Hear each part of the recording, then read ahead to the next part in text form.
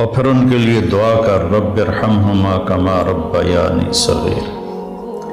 میں اپنے گاؤں میں ڈیرے میں بیٹھا تھا تو ایک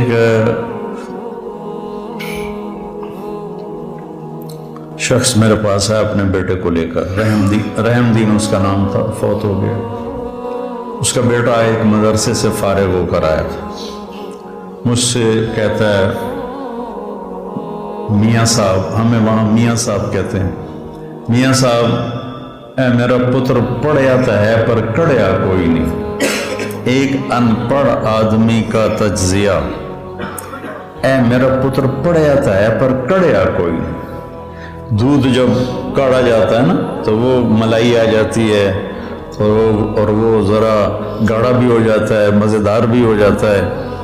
تو ہمارے بچپن میں اتنے بڑے بڑے گڑھوں میں سارا دن دودھ کے نیچے اپلے وہ جلتے رہتے تھے اور وہ اتنی بڑی ملائی کی تہ اس پہ آتی تھی اور پیلا زرد ہو جاتا تھا، تو وہ بہت پسند کیا جاتا تھا پینے میں بھی، اس کی ملائی کھانے میں۔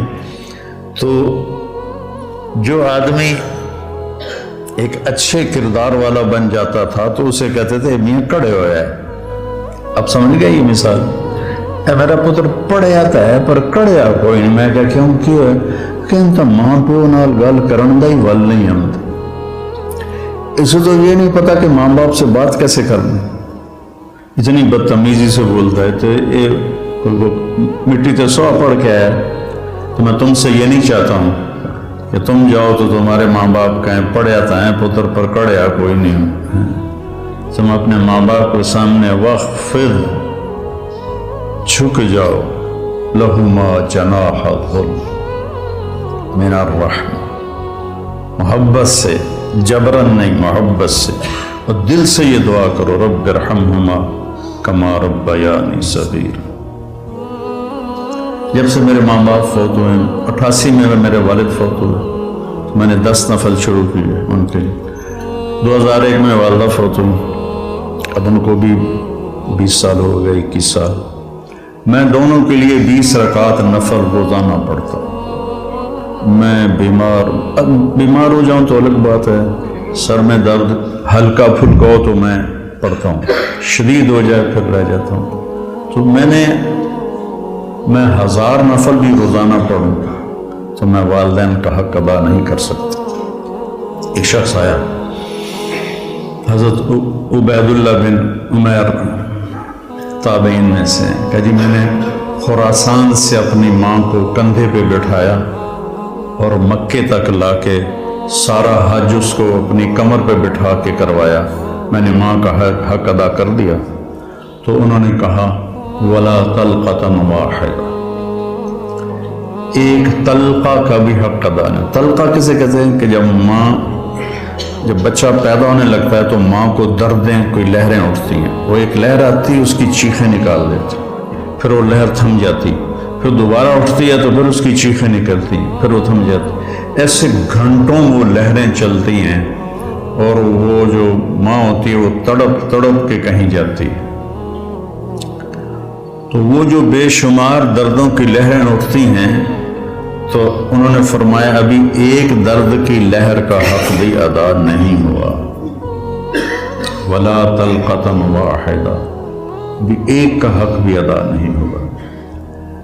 ایک شخص نے اپنی ماں کو حج کرایا پیدل، اور طواف میں تھا تو عبداللہ بن عمر نظر آ گئے، تو طواف سے فارغ ہو کر کہنے لگا جی میں نے ماں کو پیدل حج کرایا ہے، اور کافی لمبا سفر ہے، اور وہ سب پہاڑ تھے، نہ سرنگیں تھیں نہ راستے تھے، پہاڑ تھے۔ تو میں نے ماں کا حق ادا کیا، تو ان کا ولا زفرۃ واحدہ، کہ تیری ماں تجھے اٹھاتے ہوئے تھک تھک کے جو لمبے سانس لیتی تھی، یہ زفرہ ہے، کبھی ایک سانس کا بھی حق ادا نہیں۔ حضرت عمر کے پاس ایک شخص آیا، جی جیسے میری ماں نے میرے کپڑے دھوئے میں دھوتا ہوں، میرے پخانے دھوئے پخانے دھوتا ہوں، پیشاب دھوئے پیشاب دھوتا ہوں، مجھے کھانے کھلائے میں کھانے کھلاتا ہوں، میں نے ماں کا حق ادا کر دیا۔ تو حضرت عمر نے کہا نہیں۔ کہ کیوں؟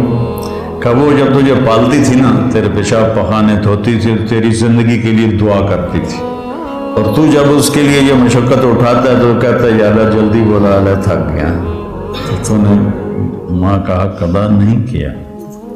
تو کہنا میرے نبی نے تمنا کی، میری ماں مجھے پکارتی تو میں نماز کے اندر کہتا لبیک۔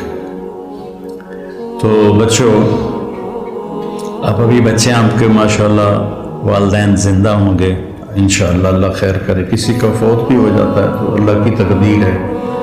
تو یہ میرے رب کا ایک اس کو اتنا دہرایا اللہ نے، پورے قرآن میں دہرایا ہے، پورے قرآن میں دہرایا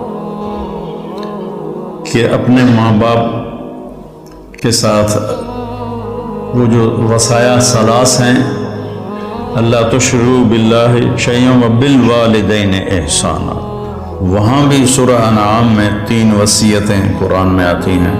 تو پہلا ہے شرک نہ کرو، اور پھر بالوالدین احسان، والدین کے ساتھ احسان کا۔